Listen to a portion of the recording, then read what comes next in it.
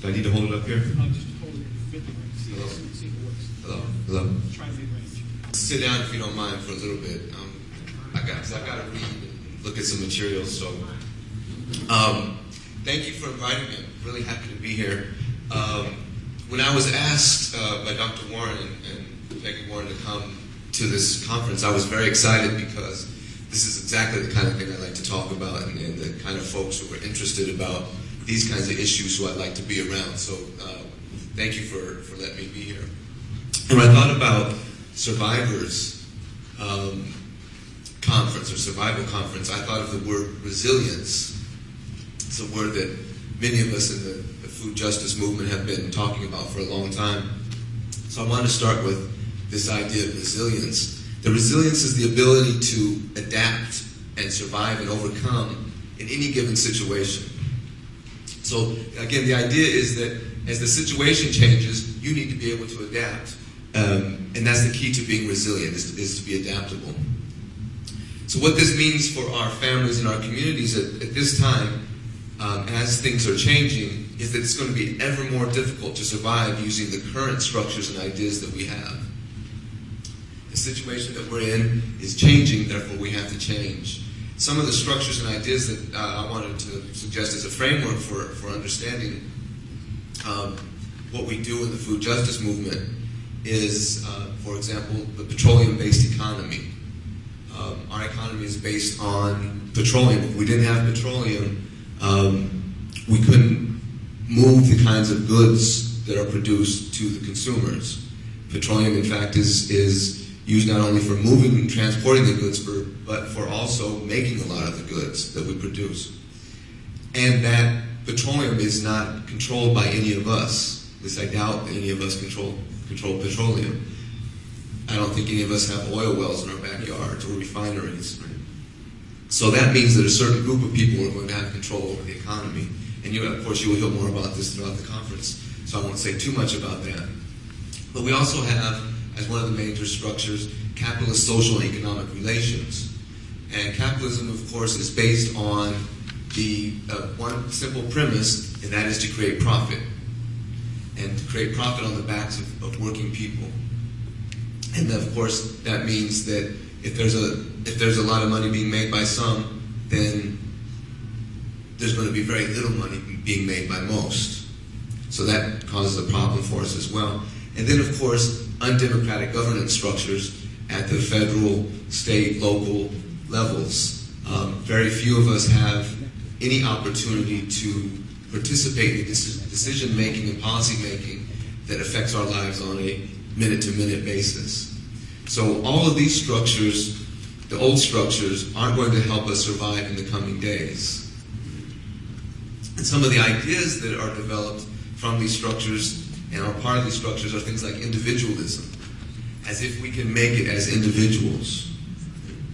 And that's something I think that we have to rid our minds of. We're not individuals, we're members of communities and members of families, and we have to understand that, again, as a survival mechanism, as part of our resilience. Other things, of course, include sexism and racism, nationalism, the focus on us as a country versus those other folks as other countries, and seeing those people as our enemies. Fear and suspicion are also very important ideas that keep us from coming together as communities and being able to survive in what we believe is going to happen in the coming years around economic crises and such. I skipped just a second. So we need to create new structures and new ideas. And I want to talk about one particular idea that I think is the beginning of all the conversations that we should be having. And that is community self-determination, or what we've begun to call very recently sovereignty. Sovereign to rule. So it's community self-rule. The ability of each of our communities to make decisions about how we use our resources, our labor power, our land, etc. And that will lead to, of course, community decision-making at all levels.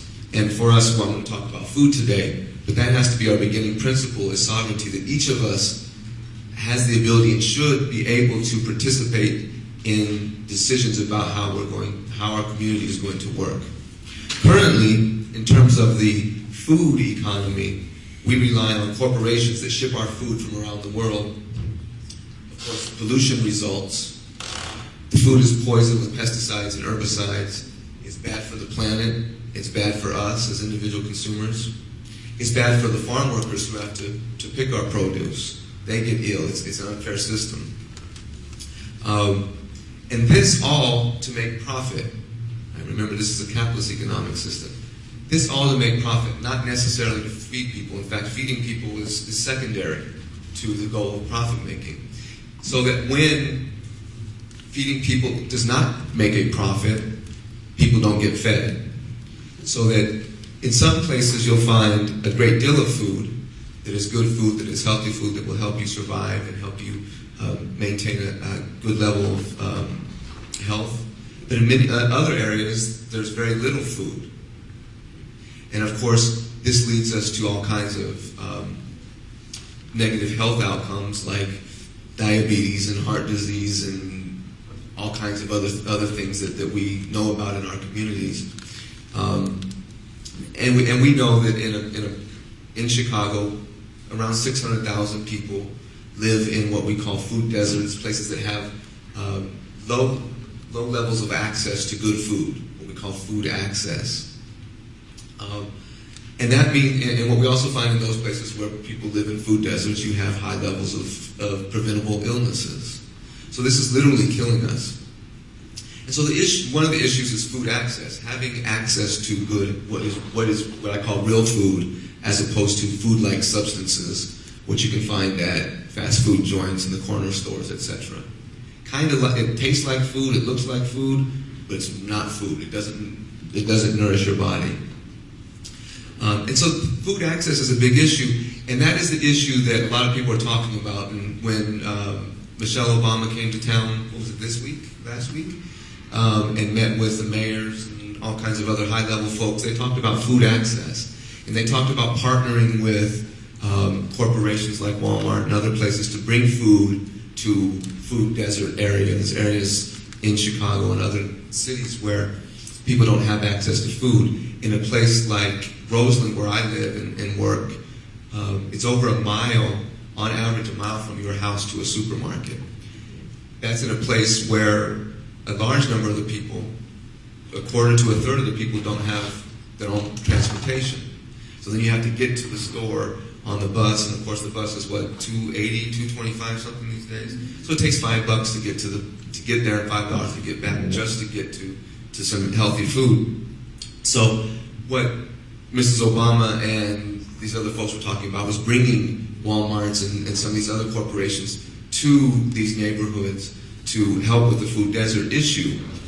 And to me, it seems as if it is merely an opportunity for Walmart and these places to benefit from the poverty that exists in our communities. They're just going to go in and take the money, and they may provide some services for folks, and it may look good, but food access is not the only issue, and this is where the campaign of Mrs. Obama and some other folks is missing the mark, because it's not simply about food access, it's about food sovereignty. It's about controlling our wealth, which is our resources, our land, and our mental, physical, and spiritual faculties. So if we're not talking about food sovereignty, then we're going to be in the same old boat whether Walmart is in our communities or not.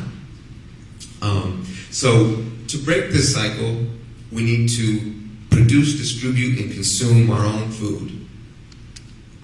This is food sovereignty, and I have a couple of definitions of food sovereignty that I'm going to read to you from an article I just got a couple of days ago, but they're really good definitions.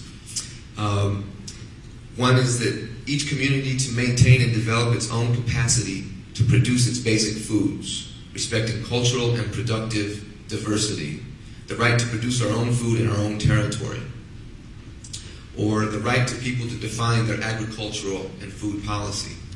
Or simply, another person defines this as when food is of, by, and for the people. Right? So that's food sovereignty. We need to work together in any number of places to produce our own food. So what we tend to do in the food justice movement is there's a number of places that we work, community gardens, for example, organizing our communities together to work a plot of land and teaching one another about what we know relative to producing food. Community gardens, urban mini farms, things that are beyond the scale of a garden, so we're beginning to call them mini farms or urban farms, as well as using every inch of our private and common spaces we can to grow food. This is our wealth. This is the primary thing, and this is why I talk about food. It's not just because I like food, which I do. It's not because I like to grow food, which I do a lot. It brings me good physical, spiritual, and emotional health to grow food, to dig in the dirt, and to connect with that. But it's also because it is the thing that we all need as human beings. It's the primary need, along with water. We need three things in life. We need food, water, and shelter. And that would include clothing. We need to shelter our bodies. These are the primary things that we must focus on in terms of survival in any situation, in terms of resilience. So because I like food, and I like to make food, produce food, and it's the most important thing, I set my goals after a long period of trying to figure out what I'm supposed to be doing on this earth. I set my goals as to participate in the food justice movement and to use every inch of space I possibly can to grow food to benefit my family and my community. And we talk about it as developing a local food economy. So it's not only growing your own food, but making sure that those people whose business it is to grow food, who are growing local food in a way that is promotes equality and promotes sovereignty, local food sovereignty, that we patronize those folks, that we get into coalition with them, that we buy from them to help them survive, that we don't go to Walmart and these other places, but that we go to the farmers down in Pembroke, or that we go to the folks who are working in urban mini farms and trying to help their communities out by selling a little bit of produce, that we patronize these places as opposed to these corporations who could care less about us. We need to use our strengths, which is our knowledge of food production and preparation, and our cultural traditions in food arts and sciences. And that gets back to this point that one of these definitions mentioned, respecting cultural and productive diversity. That we can't just assume that just because the food is there, that it's the food that's right for us, physically and culturally. Many of us come from distinct agricultural, horticultural backgrounds that have allowed us to survive all the hardships of having our land stolen, becoming enslaved, genocidal practices. So over the hundreds of years after the European invasion of the Americas, we have developed, people of color primarily have developed ways of surviving. And they've done this through their horticultural arts and sciences. And so we have a wealth of knowledge out there in our communities that we need to tap. For example, I grew up in a Mexican-American community, and we have, in the Southwest, we have a great horticultural tradition. And it's this tradition of eating corn, beans, and zucchini, and tomatoes and things like this that has allowed us to survive for what now amounts to thousands of years on this continent. It is that same kind of impetus for survival that has allowed black folks to survive in the Americas for so long, bringing the traditions from West Africa and other places to the Americas, and then finding different kinds of foods and figuring out what to do with them, and then cultivating certain kinds of things. So when people tend to, I have lots of students, Chicago State, as many of you know, is primarily a black university, and the students are often ashamed of the traditional diet, and they make fun of it, and they talk down about greens, and the biggest joke, of course, is black people like to eat chicken, so everybody thinks that's really funny. But what I like to tell them is that this is the way that our ancestors were able to survive. It's no joke that when you go to community gardens and you go to backyard gardens in black communities, that greens are growing. That's a survival strategy.